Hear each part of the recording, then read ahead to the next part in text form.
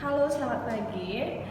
Bagaimana kabar anak-anak kelas 4? Semoga sehat-sehat saja ya. Nah, pada pagi hari ini, Miss Trini akan memberikan kalian pengayaan offline mengenai penilaian akhir tahun yang sudah kalian jawab kemarin ya. Hari ini Miss Trini akan membahas lagi atau mengulas kembali pertanyaan-pertanyaan mengenai penilaian akhir tahun tersebut bagi siswa yang ada salah, supaya kalian mengetahui di mana letak kesalahannya. Ya, berikut Miss mulai saja. Nomor 1 ya, perhatikan soalnya baik-baik. Sebuah karya sastra yang isinya tentang perasaan penyair mengenai yang dirasakan, dilihat, dan dipikirkan menggunakan kata-kata indah disebut A. Puisi, B. Lagu, C. Pantun, D. Dongeng. Jadi jawaban yang tepat itu adalah A ya, puisi ya. Ini jadi jawaban yang tepat, puisi ya. Kemudian selanjutkan kembali kepada soal nomor 2 ya. Ini ada sebuah penggalan puisi. Silahkan kalian bacalah penggalan puisi berikut untuk bisa kalian menjawab nomor 2 dan nomor 3. Jadi puisi tersebut mengenakan baju putih yang bersih, merawat pasien dengan kasih, mengatasi tanpa rasa risih, tanpa mengharap ucapan terima kasih. Judul yang tepat untuk penggalan puisi tersebut menceritakan profesi seorang A. Guru, B. Dokter, C. Perawat, D. Polisi. Jadi jawaban yang tepat itu perawat ya. Jadi kalau ada yang menjawab dokter, Miss benarkan karena itu sedikit ambigu ya. Itu Miss kasih bonus ya. Jadi jika kalian ada yang menjawab dokter dan perawat itu benar ya. Kemudian Miss lanjutkan ke soal nomor 3. Nah, kemarin pada saat pembelajaran tema 6 kita sudah mempelajari mengenai unsur-unsur puisi. Jadi yang ditanyakan pada soal nomor 3 itu unsur-unsur puisi tersebut yang dimaksudnya itu rima. Rima itu adalah apa? Ada yang masih ingat? Rima merupakan kata akhir ya, bunyi akhir pada sebuah puisi. Jadi rima yang dimiliki pada puisi tersebut bersaja apa? Coba kita perhatikan sama-sama. Mengenakan baju putih yang bersih. Jadi huruf vokal yang diakhiri itu huruf I. Kemudian barisan yang kedua, merawat pasien dengan kasih. Juga huruf vokalnya itu adalah I ya. Kemudian baris ketiga, mengatasi tanpa risih. Juga sama, vokalnya itu diakhiri dengan I. Kemudian barisan keempat yaitu tanpa mengharap ucapan terima kasih, juga sama, huruf vokalnya akhirannya huruf I. Jadi rima pada puisi tersebut adalah bersaja apa? Bersaja A ya, karena keempat akhiran bunyinya itu adalah sama, yaitu huruf vokalnya I ya, diakhiri dengan huruf vokal I. Jadi sajaknya itu adalah A ya, sama semuanya ya. Kemudian kita lanjutkan pada soal nomor 4. Membaca puisi disertai dengan ekspresi wajah dan gerakan-gerakan tubuh disebut A. Deklarasi, B. Demonstrasi, C. Berpidato, D. Deklamasi. Jadi jawaban yang tepat itu adalah deklamasi ya. Jadi jawaban nomor 4 itu adalah deklamasi. Kemudian selanjutkan pada soal nomor 5. Nah, ini ada ketepatan seseorang mengucapkan bunyi bahasa dalam membaca puisi disebut. Jadi kalau kalian membaca puisi itu yang diperhatikan yang pertama itu intonasi kalian, kemudian tempo kalian, dan yang ketiga itu pelafalan kalian. Jadi pelafalan itu adalah ketepatan seseorang mengucapkan bunyi bahasa dalam membaca puisi. Jadi jawaban nomor 5 itu yang disebut itu yang dimaksud itu adalah pelafalan ya. Jangan sampai kalian salah dalam menjawab ya. Nomor 6 dilanjutkan.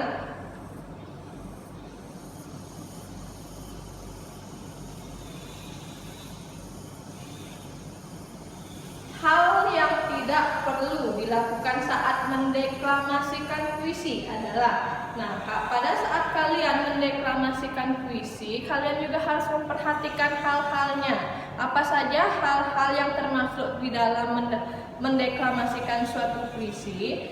Jadi yang ditanyakan pada soal nomor 6 itu yang tidak perlu diperhatikan ya saat mendeklamasikan puisi. A. Menyapa penonton dengan santun. B. Melafalkan puisi dengan tepat. C. Menundukkan kepala saat membaca puisi. D. Membaca puisi sesuai isi puisi. Jadi hal yang tidak perlu kalian lakukan saat mendeklamasikan itu adalah C ya, menundukkan kepala saat membaca puisi. Itu kalian tidak perlu kalian lakukan ya. Kalau saat kalian mendeklamasikan puisi itu kalian tidak menundukkan kepala ya, itu sama dengan kalian berdoa itu artinya ya. Jadi sisanya itu yang harus kalian lakukan, yaitu menyapa penonton dengan santun, kemudian melafalkan puisi tersebut dengan tepat, dan membaca puisi sesuai dengan isi pada. Oke, Miss lanjutkan lagi ke soal nomor 7 ya. Untuk soal nomor 7 kita sudah memasuki tema 7 yang sudah kita pelajari sebelumnya pada saat kalian masih efektif bersekolah ya. Sekarang kesatuan pokok pikiran yang terdiri dari atas beberapa kalimat disebut A. Puisi, B. Pantun, C. Paragraf, D. Kata. Jadi kesatuan pokok pikiran yang terdiri dari atas beberapa kalimat itu disebut paragraf. Paragraf itu tersusun oleh beberapa kalimat ya. Itu yang disebut dengan paragraf ya. Kemudian selanjutkan lagi nomor soal nomor 8 ya. Dalam sebuah paragraf terdapat gagasan pokok dan titik-titik. A. Judul, B. Kesimpulan, C. Gagasan penjelas, D. Pengarang. Nah, dalam paragraf itu ada yang dinamakan gagasan pokok dan gagasan pendukung. Kalian masih ingat itu apa yang dimaksud dengan gagasan pokok? Gagasan pokok itu adalah pikiran utama atau pokok pikiran dalam mengembangkan paragraf pada suatu bacaan. Dan yang dimaksud dengan gagasan pendukung atau gagasan penjelas adalah uraian tambahan untuk untuk informasi tambahan untuk gagasan pokok tersebut ya. Nomor 9 diselanjutkan. Jadi jawaban nomor 8 itu ada gagasan pokok dan gagasan penjelas ya. Nomor 9 diselanjutkan. Nah, di sini perhatikan teks di bawah ini dengan cermat untuk menjawab soal nomor 9 dan 10 ya. Silakan kalian baca ya. Ingat, gagasan pokok yang terdapat pada teks tersebut adalah yang ditanyakan itu gagasan pokok. Jadi gagasan pokok itu sama dengan inti ya, inti dari keseluruhan atau ide pokok yang terdapat pada teks tersebut. Jadi jawabannya apa? Jawabannya itu adalah yang D ya. Ide pokok atau gagasan pokok yang terdapat dalam teks tersebut adalah Tugu Jogja merupakan salah satu landmark kota Yogyakarta, yaitu gagasan pokoknya itu terdapat pada kalimat nomor 1 ya Pak. Miss lanjutkan ya untuk soal nomor 10 ya. Soal nomor 10 itu masih berpacu pada paragraf tersebut ya. Jadi yang ditanyakan pada soal nomor 10 itu gagasan penjelas yang terdapat pada teks tersebut berjumlah berapa? Itu ada 3 ya, 3 gagasan penjelas ya. Dari ibarat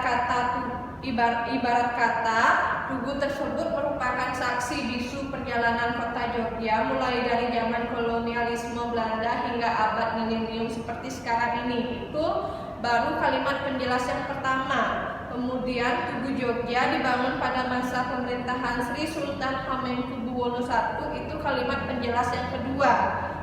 Dan kalimat penjelas yang ketiga itu letaknya yang berada di jantung kota Yogyakarta, hampir dapat dikatakan jika orang yang tinggal di kota ini bakal berakrab sapa dengan tugu tersebut setiap harinya. Jadi gagasan penjelas yang terdapat pada paragraf tersebut berjumlah 3 ya. Kemudian selanjutkan pada soal nomor 11. Perhatikan teks di bawah ini dengan cermat. Kata wawasan pada kalimat pertama dalam teks tersebut memiliki makna. Nah, kita perhatikan kalimat pertama. Wawasan kita akan bertambah dengan mempelajari kebudayaan lain daerah. Jadi yang tepat itu adalah kata wawasan itu memiliki makna pengetahuan. Jadi nomor 11 itu jawabannya C ya. Kemudian dilanjutkan pada soal nomor 12. Cara mengetahui gagasan pokok dari teks tulis. Yang ditanyakan adalah mengetahui gagasan pokok dari teks tulis, yaitu adalah A. Membaca dengan seksama, B. Membaca sambil mengobrol, C. Mendengarkan dengan seksama, D. Mendengarkan sambil berbicara. Jadi jawabannya itu adalah pada teks tulis itu cara mengetahui gagasan pokoknya itu dengan membaca ya, membaca dengan seksama.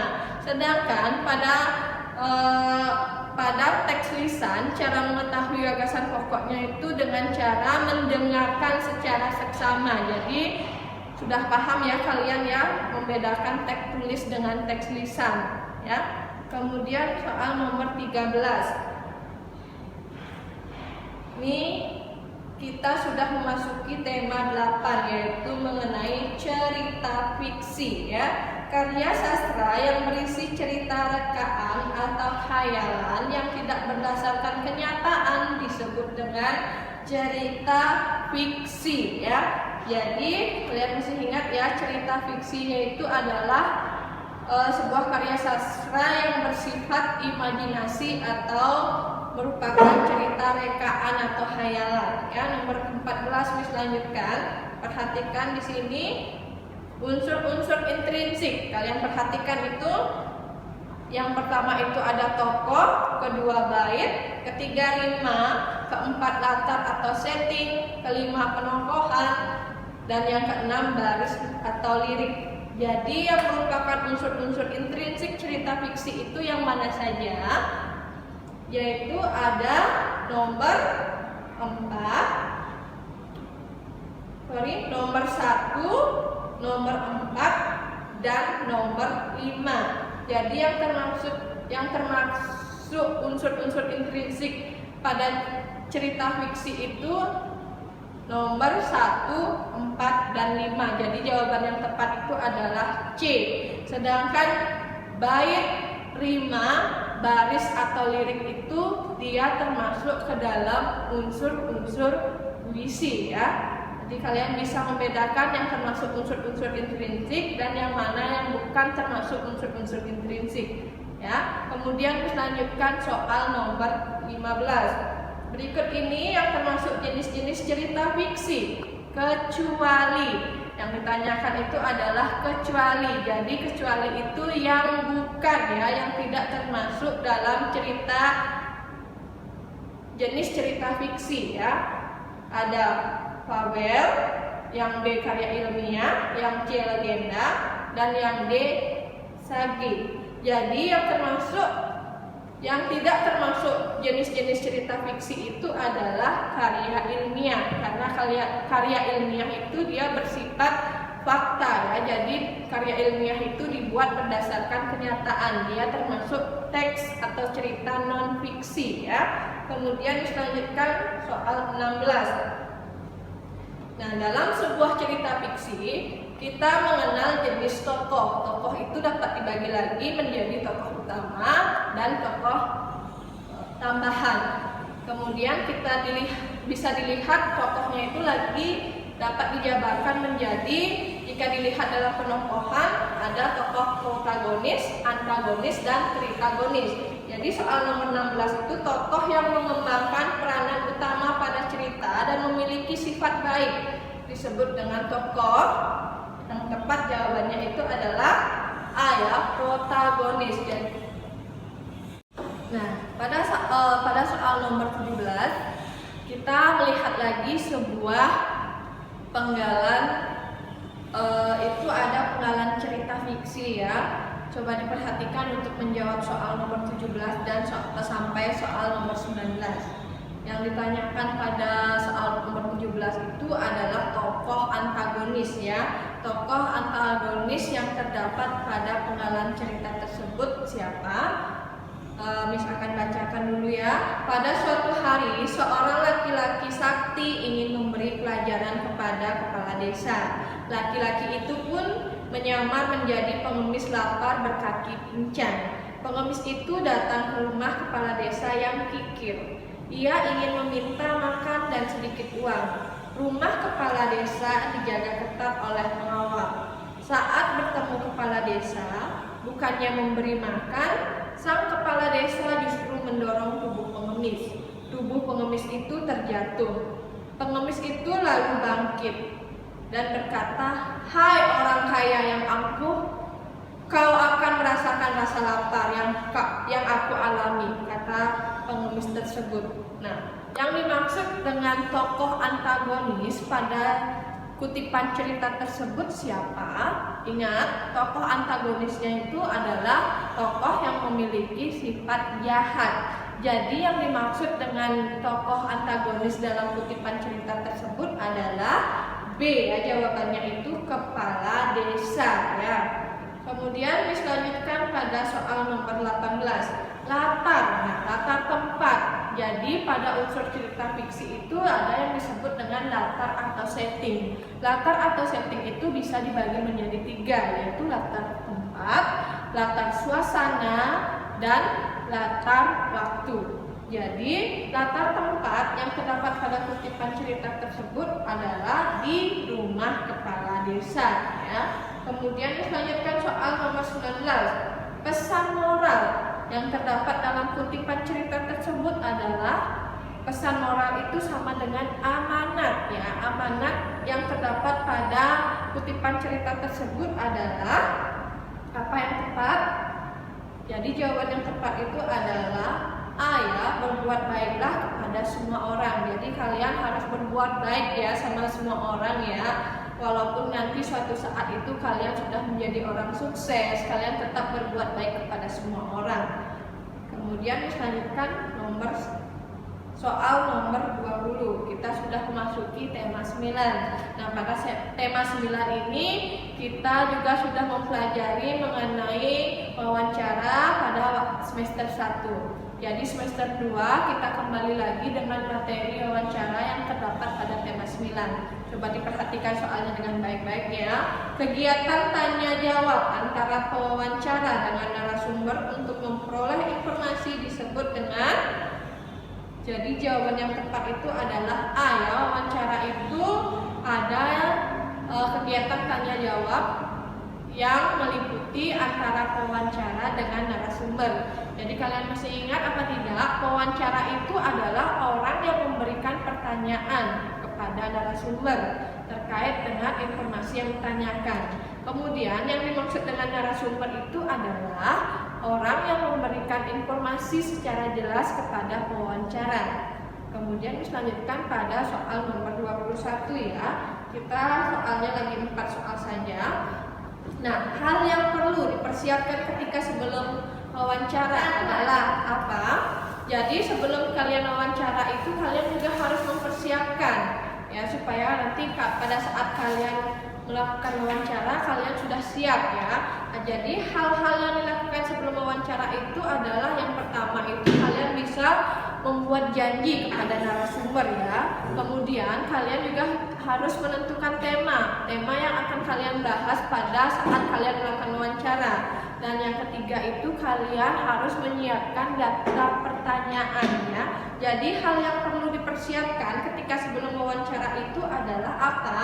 A. Mengucapkan terima kasih, B. Merangkum isi wawancara, C. Menyusun daftar pertanyaan, dan D. Membuat laporan hasil wawancara. Jadi yang tepat itu jawabannya adalah C ya, menyusun daftar pertanyaan. Kemudian dilanjutkan kepada soal nomor 22. Nah, di sini ada cuplikan teks wawancara. Perhatikan cuplikan teks wawancara di bawah ini untuk menjawab soal nomor 22 sampai 24. Nah, kalimat tanya, jadi kata tanya yang tepat untuk melengkapi kata rumpang dalam cuplikan teks wawancara tersebut adalah apa? Jadi jawaban yang tepat itu adalah yang ditanyakan Angga itu apa saja jenis tanaman buah yang ada di sini, Pak? Kemudian Angga lagi bertanya, siapa yang merawat tanaman buah di taman ini, Pak? Kemudian yang ketiga Angga lagi bertanya, bagaimana cara merawat tanaman buah di sini, Pak? Jadi kata tanya yang tepat untuk melengkapi kalimat rumpang yang tepat itu adalah kata apa, siapa, dan bagaimana. Jadi jawabannya itu adalah A ya, apa, siapa, bagaimana. Kemudian soal nomor 23. Nah, pada wawancara tersebut Pak Mamat berperan sebagai apa? Kita perhatikan lagi Angga dan Pak Mamat. Jadi Angga itu dia sebagai pewawancara karena dia yang memberikan pertanyaan. Kemudian Pak Mamat itu dia sebagai narasumber, dia yang memberikan informasi. Jadi yang ditanyakan itu Pak Mamat itu berperan sebagai narasumber. Jadi jawabannya itu yang tepat itu adalah B. Nomor 24, topik wawancara yang dibahas dalam cuplikan teks wawancara tersebut adalah apa? Yaitu jawabannya C ya, jenis tanaman buah di Taman Buah Mekarsari ya. Nomor 25, soal yang terakhir, hasil wawancara dapat disajikan dalam sebuah laporan hasil wawancara. Jadi jawaban yang tepat itu adalah D ya. Kalau kalian selesai melakukan wawancara, kalian bisa menulis hasil wawancara tersebut dalam bentuk laporan hasil wawancara ya. Demikian tadi pembahasan mengenai penilaian akhir tahun mata pelajaran bahasa Indonesia. Terima kasih.